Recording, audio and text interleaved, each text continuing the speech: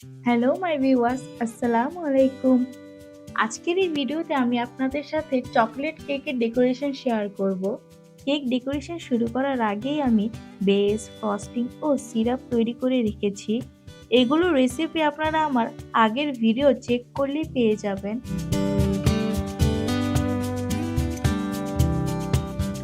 প্রথমেই আমি ৮ ইঞ্চি রাউন্ড বোর্ডে ফ্রস্টিং লাগিয়ে নিচ্ছি যেন কেক বেস বোর্ড থেকে সরে না যায়। এখন এর মধ্যে আমি কেকের প্রথম লেয়ারটি বসিয়ে দিচ্ছি। এখন এর মধ্যে আমি চকলেট সিরাপকে ব্রাশ করে নিব। এই চকলেট সিরাপটি তৈরি করার রেসিপি আমি উপরে লিংক করে দিয়েছি, আপনারা অবশ্যই চেক করে আসবেন। এখন এই কেক বেসের উপর আমি চকলেট মুস ক্রিমের ফ্রস্টিংটি অ্যাড করে দিব। কেকের চারপাশে একটি প্যারেট নাইফের সাহায্যে ছড়িয়ে নিচ্ছি। এই মুস ক্রিমের রেসিপিটি আমি আগের ভিডিওতে শেয়ার করেছি, ওই ভিডিওটি আমি উপরে লিংক করে দিব। এবার চকলেট বেসের সেকেন্ড লেয়ার বসিয়ে সিরাপ ব্রাশ করে ফ্রস্টিং দিয়ে চারপাশে কভার করে নিব। চকলেট স্পঞ্জ কেকের লাস্ট লেয়ার দিয়ে এর মধ্যে আমি চকলেট সিরাপ ব্রাশ করে নিব। এর মধ্যে ক্রিম দিয়ে ক্রাম কোট না করে ডিরেক্ট ফাইনাল আইসিং করে নিব। আইসিং করার জন্য এখানে আমি ট্রপিক্যাল ক্রিমকে ইউজ করেছি।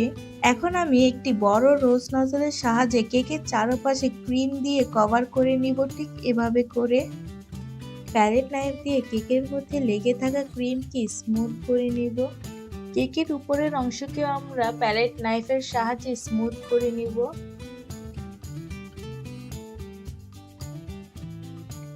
এরপর স্ক্র্যাপার দিয়ে ফাইনাল স্মুদিং ফিনিশিং নিয়ে আসব। ফিনিশিং চলে আসলে কেকে ফ্রিজে সেট করে নিব আধা ১ ঘন্টার জন্য। কেকটি ভালো করে ফ্রিজে সেট করে নিয়েছি। এখন এর মধ্যে আমি চকলেট গানাশ দিয়ে কেকের সাইডে ড্রিপিং করে নিচ্ছি ও উপরের পার্টের মধ্যে ফুললি গানাশ দিয়ে কভার করে দিচ্ছি। এই গানাশের রেসিপিও আমি শেয়ার করেছি, উপরে লিংক দেওয়া আছে।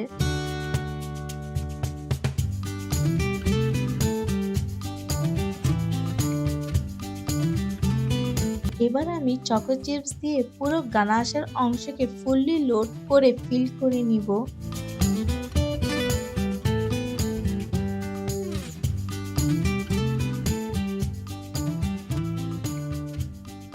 কেকের মধ্যে এখন ফন্ডেন্টে লেখা কিছু মেসেজ বসিয়ে দিয়েছি।